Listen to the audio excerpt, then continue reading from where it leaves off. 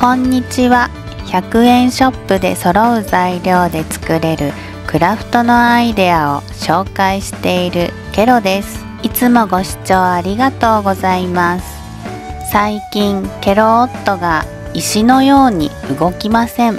仕事で疲れてるんだろうなぁと思ってあまり言わないようにしているんですが、一つのことをするのにとても時間がかかるんです。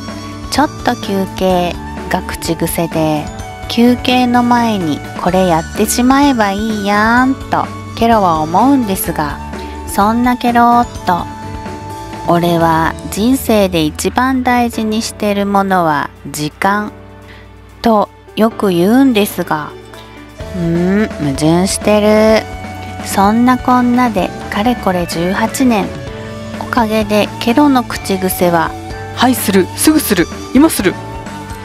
よっぽど言っているらしく、最近ケロ夫がその口癖を真似するのが腹立たしい。でも動かないなぁと思ってたら、急に起き出してお風呂やキッチン周りを掃除しだして、